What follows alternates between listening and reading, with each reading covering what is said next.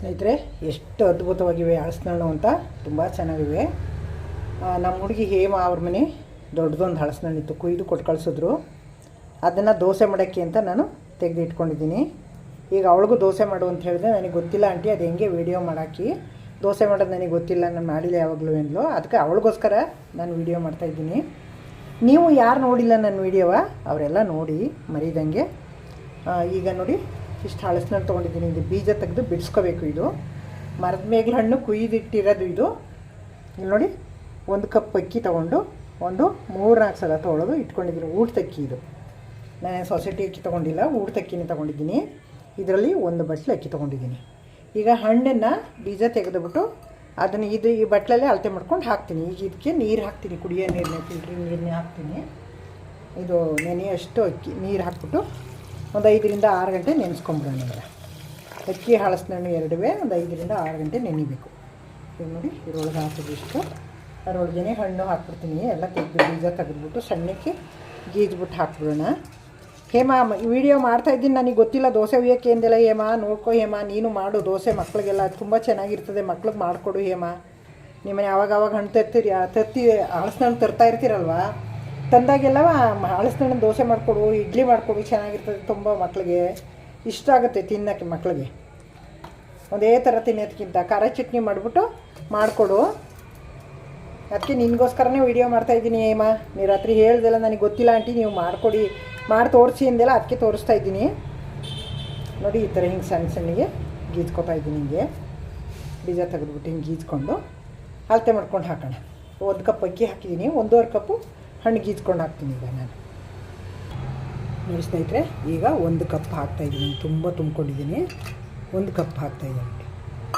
ಈಗಿನ್ನು ಅರ್ಧ ಹಾಕ್ತೀನಿ. ನೋಡಿ ಸ್ನೇಹಿತರೆ, ಇನ್ನು ಅರ್ಧ ಕಪ್ಪು ಹಾಕ್ತಾಯಿದ್ದೀನಿ ಹಣ್ಣು. ಅಲ್ಲಿಗೆ 1.5 ಕಪ್ ಹಾಕಿದ್ದೀನಿ. 1 ಕಪ್ ಅಕ್ಕಿಗೆ.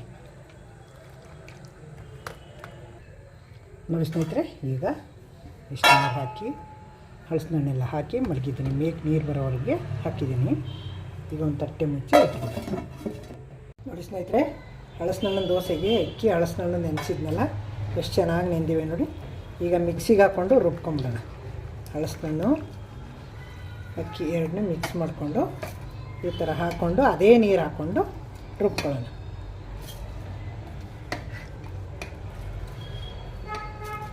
ಸಲಗಾಗುತ್ತೆ, ಹಾಕ್ಕೊಂಡು ರುಬ್ಕೊಳ್ಳೋಣ.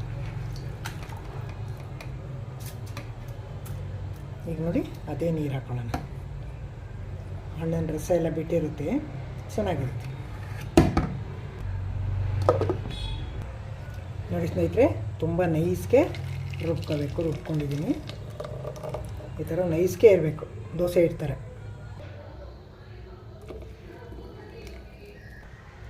ಎರಡು ಸಲನೂ ರುಬ್ಕೊಂಡಾಯಿತು. ದೋಸೆ ಹಿಟ್ಟು ಮಾಮೂಲಿ ಅಕ್ಕಿ ದೋಸೆ ಹಿಟ್ಟು ಮಾಡ್ತೀವಿ ನಾವು. ಅಕ್ಕಿ ದೋಸೆ ಅದೇ ಥರ ಇದ್ದೀವಿ. ಹಳಸಿನಣ್ಣು ದೋಸೆ. ನೋಡಿ ಸ್ನೇಹಿತರೆ, ಈಗ ರುಬ್ಕೊಂಡಿದ್ದೀನಿ. ಈಗಲೇ ದೋಸೆ ಮಾಡ್ಬೋದು. ಇದೇನು ಮಧ್ಯಾಹ್ನ ಅಕ್ಕಿ ನೆನೆಸಿ ಸಂಜೆ ರುಬ್ಬಿ ನೈಟ್ ಎಲ್ಲ ಇಡಬೇಕು ಅನ್ನೋಂಗೆ ಏನಿಲ್ಲ. ನಾವು ಬೆಳಗ್ಗೆ ಮಾಡ್ತೀವಿ ಅಂದರೆ ರಾತ್ರಿ ಅಕ್ಕಿ ನೆನೆಸ್ಬಿಟ್ಟು ತಕ್ಷಣ ರುಬ್ಕೊಂಡು ಹುಯ್ಬೋದು. ನಾವು ಸಂಜೆ ಮಾಡ್ತೀವಿ ಅಂದರೆ ಒಂದು 12 ಗಂಟೆ 11 ಗಂಟೆ ಹೆಂಗೆ ಅಕ್ಕಿ ನೆನೆಸ್ಬಿಟ್ಟು ಸಂಜೆ ರುಬ್ಬಿಬಿಟ್ಟು ತಕ್ಷಣ ನಾವು ಮಾಡ್ಕೊಬೋದು, ಏನು ತೊಂದರೆ ಇಲ್ಲ. ಈಗ ರುಬ್ಬು ರೆಡಿಯಾಗಿದೆ. ದೋಸೆ ಮಾಡೋದು ಅಷ್ಟೇ. ಇದು ಖಾರ ಚಟ್ನಿ ಫೈನ್ ಇರ್ತದೆ. ಖಾರ ಚಟ್ನಿ ಮಾಡ್ಕೊಂಡು ದೋಸೆ ಮಾಡೋದು. ಈಗ ನೋಡಿ ಸ್ನೇಹಿತರೆ, ರೆಡಿ ಆಯ್ತು. ಈಗ ದೋಸೆ ರೆಡಿ ಹುಯ್ಯೋಣಲ್ಲ. ಈಗ ಇದಕ್ಕೆ ರುಚಿಗೆ ತಕ್ಕಷ್ಟು ಉಪ್ಪು ಹಾಕಬೇಕು. ನೋಡಿ, ಇಷ್ಟು ಹಾಕಿ ಮಿಕ್ಸ್ ಮಾಡ್ತಾಯಿದ್ದೀನಿ. ಟೇಸ್ಟ್ ಕೊಡಬೇಕಲ್ಲ. ನಾವು ರುಬ್ಬೋಗಿ ಹಾಕ್ಕೊಂಡಿಲ್ಲ, ಅದಕ್ಕೆ ಈಗ ಮಿಕ್ಸ್ ಮಾಡ್ಕೊತಾ ಇದ್ದೀನಿ. ಅಷ್ಟು ದೊಡ್ಡ ಪಾತ್ರೆಯಲ್ಲಿ ಎತ್ತಿ ಹುಯ್ಯೋಕ್ಕಾಗಲ್ಲ. ಚಿಕ್ಕ ಪಾತ್ರೆಗೆ ಸ್ವಲ್ಪ ಹಾಕ್ಕೊಂಡು ಹುಯ್ಯೋಣ.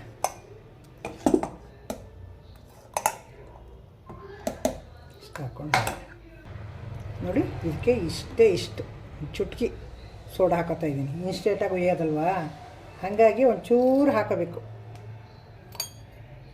ನೋಡಿ ಸ್ನೇಹಿತರೆ, ಕಲ್ಲು ಕಾದಿದೆ. ಈಗ ಸ್ವಲ್ಪ ನೀರು ಹಾಕ್ಬಿಟ್ಟು ಬರ್ತೀನಿ.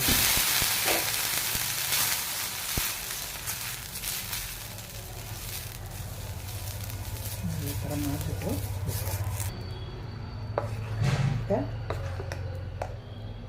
ನೋಡಿ ಎಷ್ಟು ಚೆನ್ನಾಗಿ ಬರುತ್ತೆ ಅಂತ.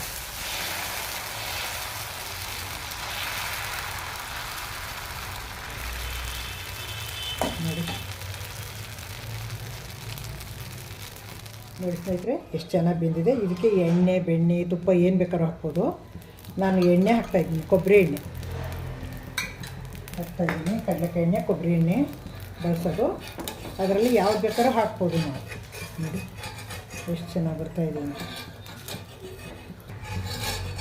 ನೋಡಿ ಈ ಥರ ತಿರುವಾಕಿ ಬೇಯಿಸಿ. ನೋಡಿ ಸ್ನೇಹಿತರೆ ಎಷ್ಟು ಚೆನ್ನಾಗಿ ಬಂದಿದೆ ಅಂತ.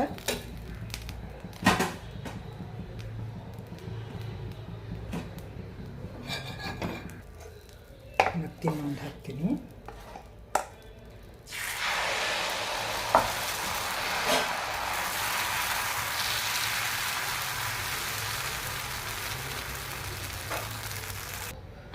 ನೋಡಿ ಈಗ ಮಿಕ್ಸ್ ಹಾಕೋಣ.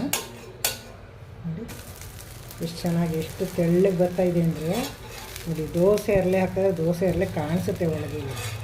ಎಷ್ಟು ಚೆನ್ನಾಗಿ ಬಂದಿದೆ ಅಂತ.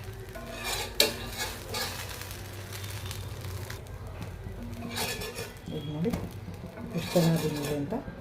ಅದು ಮೊದಲು ಕಲ್ಲು ಚೆನ್ನಾಗಿ ಕಾದ್ಬಿಟ್ಟಿತ್ತು, ಹಾಗಾಗಿ ಜಾಸ್ತಿ ಸ್ವಲ್ಪ ರೋಸ್ಟ್ ಆಯ್ತು. ಅದು ಈಗ ಕರೆಕ್ಟಾಗಿ ಬಂದಿದೆ. ಈಗ